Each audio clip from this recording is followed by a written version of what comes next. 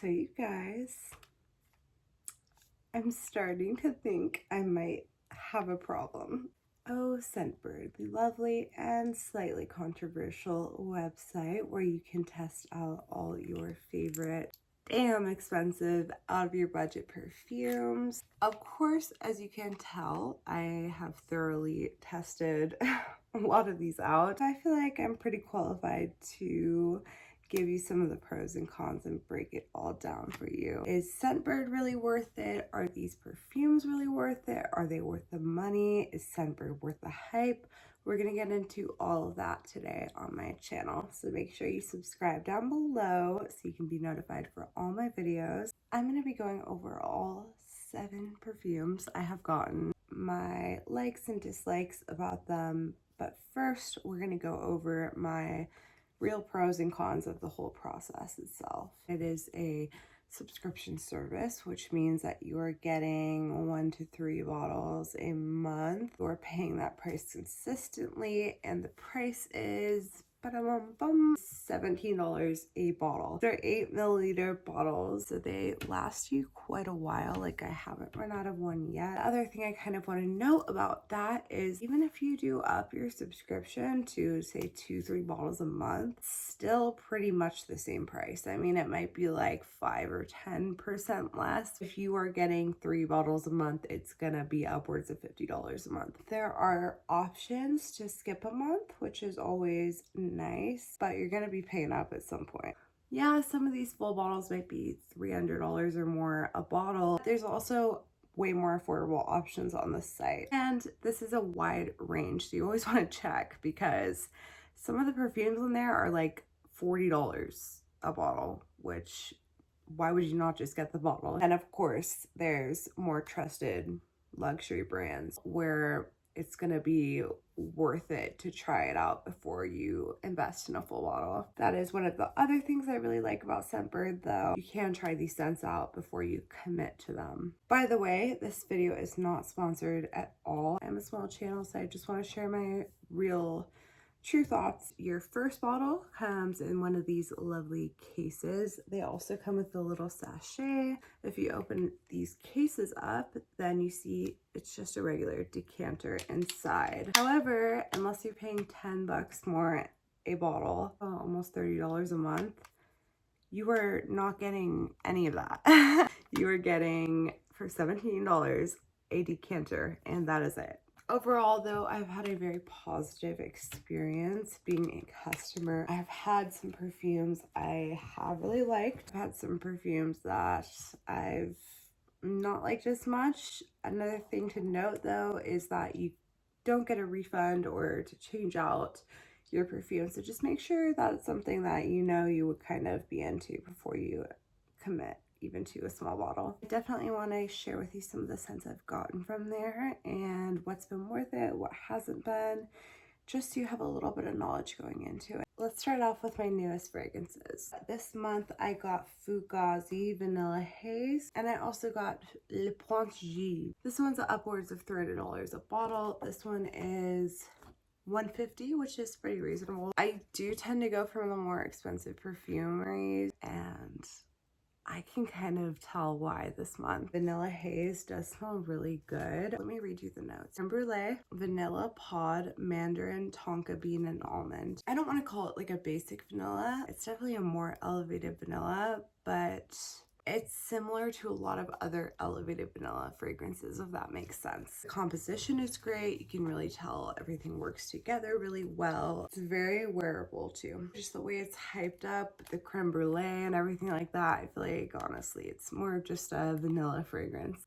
To be fair, you only really need one vanilla fragrance anyways, and this is a good one to choose. Now let's talk about this girl. Le Pointe G. This one has pink pepper, rose, iris, vanilla, and white musks, and you can really smell the iris and the rose. It is a little bit mature. It is a little bit powdery. A lot of people don't like heavy florals because of that, though. I personally love florals. I love roses. Everything works together in this in perfect harmony, and it does smell very classy. I think I'm a little young for it. It is getting close to that kind of point where it might be a little bit too mature of a scent for me. I can maybe see myself wearing this if I want to feel sophisticated. Just switch it up a little bit and talk about two I love. They are from the same fragrance house. It's called Une Nuit Nomade. Sugar Leather Jardin de Misva. These two are absolutely heavenly. About 300 exactly. This Jardin de Misva was my first ever scent from ScentBird, and it is my favorite to this day. I like this one so much that I wanted a second bottle. Another thing to note about ScentBird though is that you cannot reorder the same scent. It's rose, almond, saffron, date. It's just so sweet and heavenly and feminine, light and nice and wearable rose fragrance. Another really sweet fragrance is this Sugar Leather. It takes a second. When you first spray it, it smells like straight cinnamon. As soon as it wears down a little bit on your skin, it is amazing. Notes are labandum, which is like a sticky, resiny type flower that almost has like a vanilla warm scent. Cinnamon is one of the top notes. It's amaryllis, caramel, and leather. A very sweet scent without being sickeningly sweet. It is unisex, but I do like unisex scents as long as they're still very, you know, sexy and sensual. And this one is definitely that. Juliet by Juliet has a gun. Notes are dark cherry, jasmine, and ambroxan, and red berries. It actually smells nothing like the scent profile. I don't really get any of that except for jasmine. It's just like a very nice clean girl jasmine fragrance that is not overpowering at all. It's refreshing, it's nice, it's very subdued. However, I like a little complexity to my fragrances. It is almost $200, by the way. This is another scent that I would like to have in my collection, but I think 8 mils is enough for me. Let's talk about two more rose fragrances, our last two. This one I loved. This one I could so do without. This one is called Amour Infinite, and it's by a Middle Eastern fragrance company called Nativis Parfum. It's $270 a bottle. This one is so gorgeous though. It lasts all day, but also one spray goes a long way. So the notes in this one are pineapple, pomegranate, rose, white chocolate, and vanilla. I can't really smell the rose primarily. The fact that I can smell the white chocolate so well just immediately makes it worth it. It's not very fruity once it settles down, but it is a gorgeous, gorgeous feminine fragrance that smells like a box of chocolates. Oh, I probably will be purchasing a big bottle of this. That's how much I love it. This is one of the other first perfumes I got. It's called Sexual Oud Rouge, and I mean, with a name like that, how could I not try it, right? It's from Michael Germain Paris. This one contains oud as one of the notes, which is one of the most expensive fragrance additives in the world. I believe the notes in this are apple skin, rose, oud. I think this is a very sexy scent, don't get me wrong. It might be a little too mature for me. It's giving sexy cougar grandmother, if you know what I mean. Oud really doesn't work well with the rose because oud is just much more of a masculine.